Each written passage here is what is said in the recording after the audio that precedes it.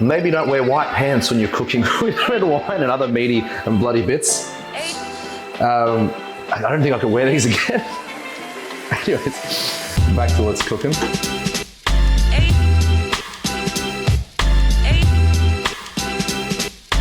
Boys and girls, welcome back to another episode of Mark's Easy Eats. Today, we are going to make lamb shanks. Now, people usually think lamb shanks must be so hard to make.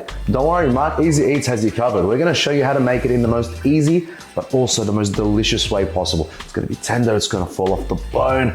You're in for a damn good time. Stay tuned, let's see how we get into it today. All right, let's get started. Let's talk about these ingredients. Now, what I'm gonna do is start with 2 medium-sized red onions, chop them up. Now, it doesn't have to be perfect, guys, just a rough job. Next up, we've got some carrots. I've only chosen 2. Again, chop them up, doesn't have to be perfect. Now with the carrots, I'm gonna pair it up with just not much, just two of these sticks of celery. Just 2 of these is more than enough. Now, button mushrooms. Probably not, this recipe is not traditional. This is my recipe, and I promise it's gonna blow your socks off, all right? I don't know if you know what that means if you're watching this in America, but it means it's fucking good, all right? Now trust me on this. Next thing we've got is mushrooms. Now these button mushrooms, they come with a little tip on the end. I cut that tip off. I get whatever's left, cut it in half, cut it into thirds. You end up with this. Again, it doesn't have to be perfect. They're gonna shrink anyway, but they're gonna add a lot of flavors. Now, we're gonna spice this up. I've gotten about 1 chili, got rid of the seeds and just chopped it up, again, roughly. Garlic, same thing. Now, most recipes call for 1 or 2 cloves. I don't care for it, guys. We're doing 5, maybe 6. It doesn't matter. Now, if you've got a mincer, do it. If not, I've just cut these up roughly because I couldn't find it, to be honest. I'm not sure where I put it. I've lost it somewhere. Now, moving right along, in terms of the herbs, we've got some rosemary, we've got some bay leaves, we've also got some chili flakes, paprika that's smoked in this case, a little bit of nutmeg, a little bit of cinnamon, a little bit of chili flakes. Now, we're not using much of these spices, by the way, so it's only about a teaspoon of each of the ones I've mentioned. More than enough. We're going for subtle flavors here from different angles. We're gonna bring it all together in a beautiful way. I've also got about a tablespoon worth of tomato paste. I don't think I've missed anything. Actually, I've lied to you, I've missed the most important part for me. The lamb shanks. The lamb shanks are very important. Today we're gonna cook for 4 people, so we've got 4 different shanks. We're gonna make this with red wine as well. Now, a cab sav usually hits the spot. Now, the only thing I say is it doesn't really matter. If you can drink the wine, put it in there. But if you're gonna taste, have a sip of this wine, you're gonna say, oh, this one tastes like shit. I'm not a red wine fan. Don't put it in there. We don't want that. Put a red wine you're gonna enjoy. It's really gonna come out in the flavors. Some chicken stock is never gonna lead us astray. Let's get into this, guys. I cannot wait. All right, first thing, guys, we've got some canola oil inside here. We're gonna get it a little bit warm. We're gonna get some nice color on these lamb shanks. We're gonna seal all that flavor inside. We're gonna make them delicious. A little bit of salt. You don't even need pepper right now because we don't wanna burn them. Just a little bit of salt on these lamb shanks. Not too crazy. Now, guys, we want to be doing this on a medium heat, so don't go too crazy with the fire. We don't want to burn these shanks. We want a little bit of a nice sear. It's not like a steak. We're going to make them crusty as on the outside. Just a little bit of browning. Now, this is about hot enough now. You can hear a sizzle. We're good. Now, we're not going to cook all 4 at once that we're going to do. We're going to do them in batches. We don't want to bring the temperature down too much inside here. We want to keep them at a nice, decently heated rate. A little bit of brown. First side's in there now. Let's see how we go. Now at the moment, not too much is happening. Again, we're just sealing off these lamb shanks on the fire. Now, with lamb, the longer you take, the better. This can be up to a 15-minute process, believe it or not. I mean, if you do take your time and do it that way, power to you. That'll be even better. Alrighty, I've just grabbed a plate to put next to me here, so when these are ready, I can put it on there. Now, see that color we're getting? Beautiful, beautiful. Again, the aim is not to cook these all the way through. We just want some beautiful, beautiful colors on there. Yes, color is good. Let's get that last side done. And then we are good to go. All right, now that these are colored off beautifully, we're gonna put them aside into a plate. Oh yeah, crispy, delicious. And then we're gonna finish the last 2 that we've got. I can't get over how good this looks. All right, those colors are done. Put it aside. Now the next step is we're gonna turn the fire off for a second. I wanna drain this dirty sort of, I shouldn't call it dirty, but the used up this fat and oil. Now we want the heat back on. Again, we want to go on medium heat. We don't want to go too high. Trying to figure out how to use this induction thing. Let's hit on fry and maybe turn the temperature down a little bit. Let's keep it around that 160 seems to be doing well. All right, since we got rid of that butter, put a touch more. Since we got rid of that oil, put a touch more oil in. And now, once that gets hot, we're gonna get cooking. We're gonna start with the base, which is the veggies. First step, let's get those onions in there. Let's give this a bit of a stir. I love the smell. I love the smell of cooking onions. Now we find that chili holds its texture. So we're gonna go into that chili. We're gonna make this a bit spicy. Now that they're starting to soften up, next ingredient we're gonna jump in with is our carrots. Next we're gonna go into that bit of celery. Remember, there's not a crazy amount, just a little bit. Let's get these mushrooms in there. Again, we want these to shrink. We want these to release all that moisture inside. Now, once things start to soften up a little bit, let's say about now, let's go in there and add our garlic. Things are soft now. Let's release some aroma. Oh, Mark, you're a legend. You know what? Chili flakes. Let's get that nice smell happening. Now, as soon as you start noticing that nice, delicious smell of garlic, you know that things are happening. This is when I want to add in one more thing, which is the tomato paste. I'm going to add it in now. We want it to cook for a couple of minutes, and the reason is, if it doesn't cook off, it becomes too acidic, too metallic, too bitter. So now we're going to put it in there with everything else. Give her a nice stir. Now that we've added that, the next thing I want to add is our rosemary. I'm going to add our bay leaves.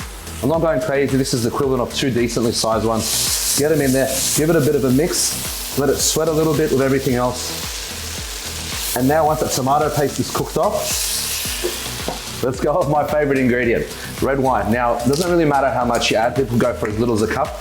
I'm going to go for half a bottle, 500 mils. And the reason is, I freaking love the taste of red wine. Again, I'm using here Cab Sav. Honestly, it sucks to be you guys. You can't be here smelling it. But the second best thing is make it at home. Make it at home. Now, as discussed before, guys, we'll talk about this deglazing stuff. Now, once that liquid is in there, scrape the bottom of that pot. Get everything that's on there, get it out. Now, what we want to do here is we want to burn off the alcohol. And what that means is we're going to let this go to a boil. Then once this hits a boil, let it simmer. Once, whatever amount of wine you put in there, once it becomes 50% of what it was before, aka it's reduced 50%, you know that the alcohol's pretty much gone. Now, if you've got a bit of guts on you, put your face in there. Give it a bit of a sniff. Now, I know I've got my schnoz here and it makes my life a bit easier to do this, but if you can smell the alcohol, it means it's not there yet. But once you smell it and it's just like a delicious aroma, you're good to go. Now, whilst that's happening, I'm just gonna chuck in a bit of seasoning. Bit of salt, a bit of pepper. I don't want to go too crazy with either of these because at the end of the day, we can always add, we can never take out. All right, guys, as you can see, this is reducing. There was a little note at the start of the video to say preheat your oven to 170 degrees Celsius. I forgot to mention it, but the note should have reminded you to do it if you're following along. Just because once this is going to be happening, we want to go from here straight into the oven. Again, I'm using an oven-friendly pot with a lid. That's going to be great. All right, as you can see, that wine is reducing off beautifully. And we're almost there, we almost got 50% of what we started with. As that wine has now reduced by about 50%, we're going to go with our next ingredient, which is our chicken stock. You don't want to go crazy. Usually half a liter is probably a good amount. And what we're doing right now is we're doing something called braising the lamb shanks, or braising method, braising techniques. Basically a combination between cooking it here, like I said, chucking it in the oven. Now, once that half a liter or so is in there, we want to go in with our spices, a little bit of smoked paprika. Remember, try this out, guys. A teaspoon smoked paprika, a teaspoon of nutmeg, a teaspoon of ground cinnamon. Guys, there's a couple of flavors here that are Middle Eastern. I promise this is going to be something like you've never had before. Once that is in there, we want to get in all our lamb shanks back into this pot. We've got 1, 2, Now obviously you've got a bigger pot, probably a bit better, but it doesn't matter too much. As long as we can squeeze them all in there, hopefully get them submerged by water. Might take a bit of Tetris to get it happening, but we'll get there. So now we've got all 4 lamb shanks in there. We're gonna bring this up to a boil. Now we don't want them overly submerged, we want them at this level basically, just enough. It's a good amount. Guys, if you're watching this, just make sure before you chuck that lamb in there, maybe give it a quick taste. Does it need more seasoning? Is it good? Now at this point, this is up to a boil. The lamb shanks are in there. I've got a spoon handy. Give it a bit of a quick baste. Liquid covering it, just a little bit. Now, as it's come to a boil, take it off the fire into that oven that's preheated to 170 degrees. Guys, 2 hours is the minimum. All right, take my word for it, 2 hours is the minimum, but it is worth it. Again, if you can do 2.5 hours, even better. Now, once it's come to a boil, put a lid on it, straight into that oven that's preheated at 170 degrees. Oh, here we are, here we are.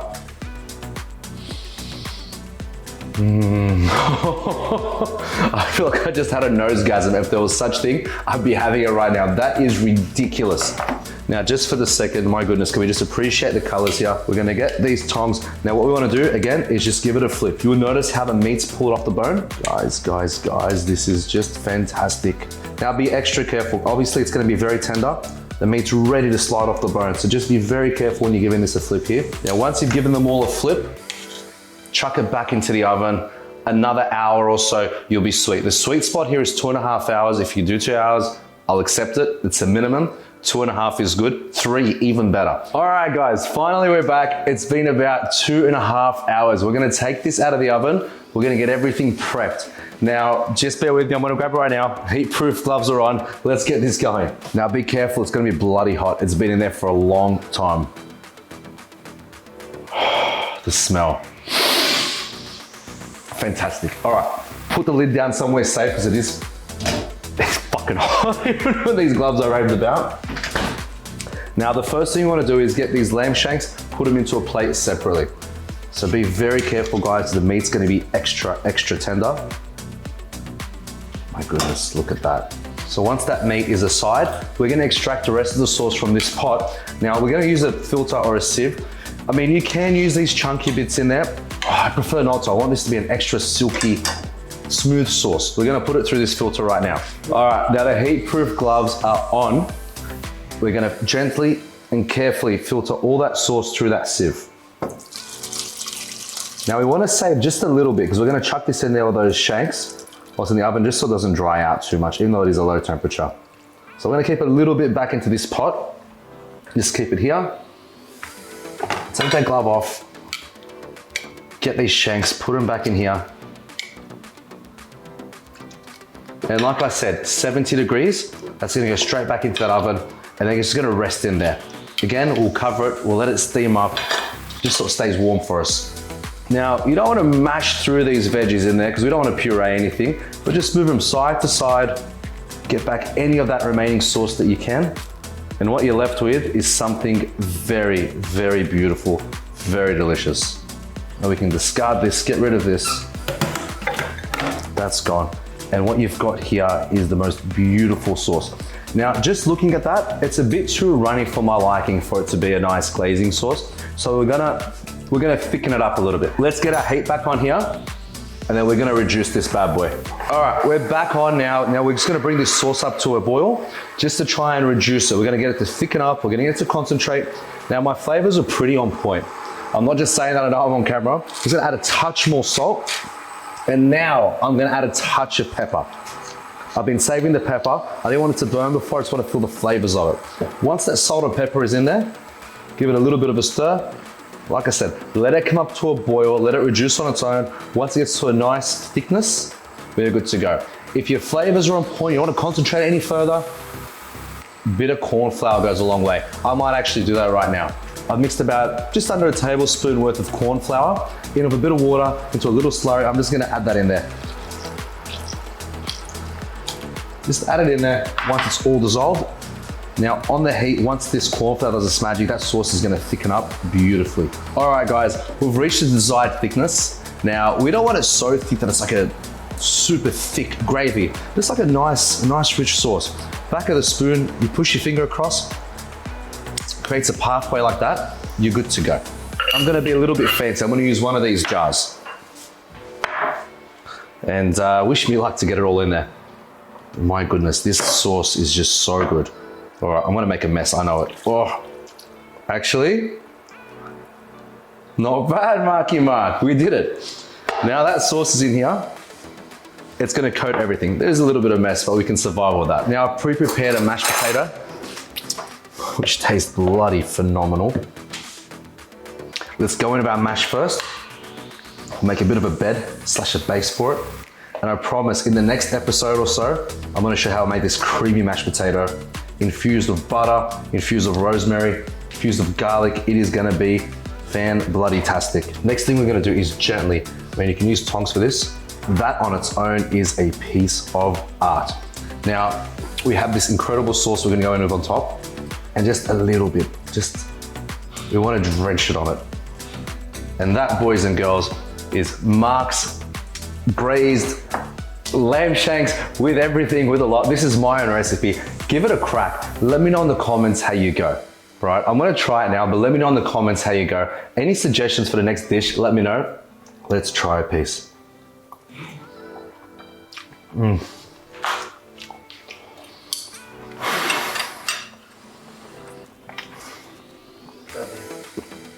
God damn. I'm about to break a sweat from how good this is. Please try this at home. Let me know how you go in the comments. Guys, like, subscribe. There's much more to come. This looks like a complex recipe, but I promise, follow me through. We're gonna make it easy. A deeper dish may have been a bit more suitable option because you want more of this sauce. The more it soaks in, the better. I'll catch you on the next episode. I hope you enjoyed. Subscribe, like, share it. I'll catch you soon.